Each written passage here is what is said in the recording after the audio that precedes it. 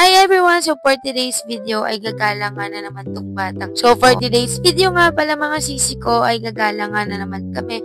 Pero ang gagawin lang talaga namin ay magdi-date lang kami. So ayan, ipapakita ko na lang sa inyo pagkadating namin doon. Pero for now, ayan, inaayos nga namin dyan yung sasakyan niya na hindi na nga siya mapasok-pasok. Kasi nga ang taba na niya. So ayun mga sisi ko, sinusubukan namin siyang ipasok niya pero nakaka-stress. At nahihirapan din kami. At pati naman din siya nahihirapan. Kaya ang ending, ayan, tatanggalin na lang din namin yan pagkatapos niya. So, ayun nga masisi ko, bigay nga lang din pala sa amin yan. Kaya tinatry talaga namin na isuot at gamitin na nga sa kanya. Kasi naman may stock lang dito at hindi namin magamit. Kaya ayan, sinusubukan namin. Pero gaya nga sabi ko, ay hindi namin din magagamit tong gamit na yan. Hala, ano daw be, nakakaloka kasi. Kaya napagpasyahan na nga lang din namin dyan ni Dennis na ibubuhat na nga lang namin siya pababa.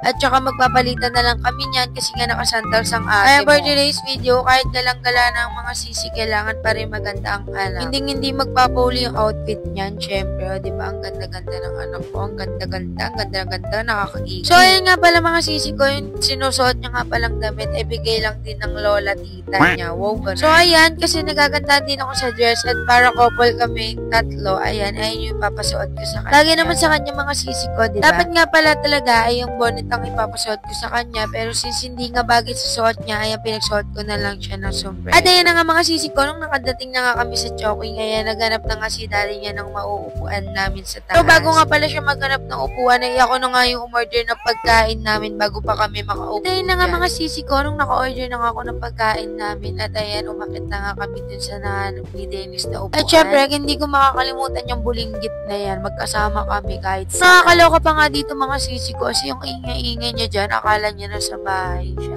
Ang ingay ng bunganga niya, akala niya kami lang. Kasi guys, dyan sa Chowking, syempre pa nagsalita ka, diba, may echo-echo. So yun, ang ingay pero niya. Hindi na lang din syempre iniinda ng mga tao kasi alam din naman nila na baby pa. Para bang wala silang karapatan magreklamo. Kaya na nga mga sisi ko, habang nag-aantay nga kami na makuha na yung pagkain, ayan, onting chismisan lang. At maya-maya nga, ay kukuhain na nga rin namin yung pagkain. Pero ayun nga pala, siya lang nga pala yung kukuha ng pagkain. Alang naman sumama pa ako. Pero ayun nga mga sisi ko, maya-maya nga niyan ay tumunog na yung kukuhaan namin ng pagkain. Kaya ayan, pinababa ko na dyan si Dennis para naman kuhain na.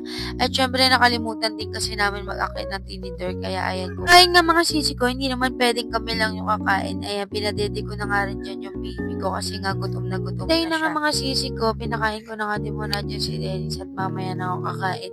Kasi nga nahirapan nga rin pala ako kumain yan. Kaya siya na lang yung pinapauna ko. Sino bang pinagmamaritisan namin dyan dalawa at pilapil namin yung emosyon ng mukha? Akala mo naman talaga at talagang nag-kiss pa talaga. At mahiya naman kayo dyan, oh. So, yun na nga, tuwang-tuwa ko habang nag-i-edit nito kasi alam ko may binabackstab kami niya. Pero secret na lang, di ba? Alam nga na may chismis ko din sa inyo. Charot. So, ayun na nga mga sisi ko, nung time na ngayon ay kumakain na nga rin ako at gusto rin kumain ng batang makulit na yan. Pero be, biskwit lang muna sa'yo, Cerelac, okay. Kasi nga mga mima ko, kaka 6 months niya pa lang, kaya bawal pa talaga siya kumain.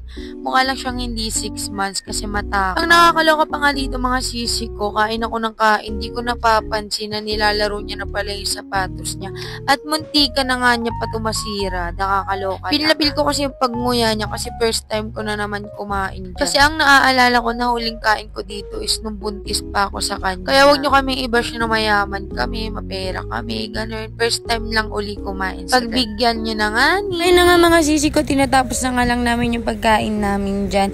At ang kulit pa nga ng batang ire, hindi mapakali sa kinakatayuan niya. Na para bang gusto niya talagang kumain, pero bawal naman. At ayan, simula nga niya, natutupakin na talaga siya kasi nga hindi niya makuha yung gusto niyang kuhain. At talaga mapang-asar yung mama at papa. Huwag ka na nga manggulo dyan, nak, at kumakain yung tatay. Pero ayun nga mga sisi ko, patapos na nga rin kami dyan kumain at talagang naiinis lang siya kasi hindi niya makain-kain talaga yun. Kasi nga pala mga sisi ko, 6 months pa nga lang siya at bawal pa siya kumain talaga.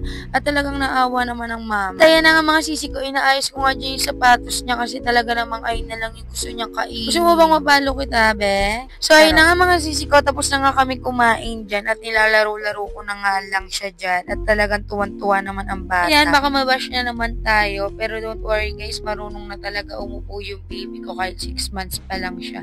Pero syempre, kailangan pa rin ng alaga. So, ayun na nga mga sisi ko, tapos na nga kami kumain dyan at pababa. Nakalimutan ko pala sabihin na sa taas nga pala kami kumain yan dahil punong na nga sa baba at wala na kaming mauupuan. Pero last year, dyan din naman kami kumain sa taas at maganda nga kumain dyan sa taas kasi solong-solo nyo at hindi masyado maingay. So, yan parang sinasabi ng anak ko dyan na, "Kuya, wag mo na ako i-video, kailang naman yun ang busog." Charo. Kaya na nga mga sisi ko, bumaba na nga kami dyan at nakita nga namin yung tricycle driver na sinabing may aantayin daw siya pero ayun nakipag-date pala sa pamilya. Diba? Nakakatuwa lang pero hindi naman kami nagalit. As in, nakakatuwa lang naman din talaga. So, ayun na nga mga sisi ko, nakasakay na nga kami and hanggang dito na lang ang vlog. And watch nyo na lang yung susunod kong vlog. Bye-bye! Thank you for watching!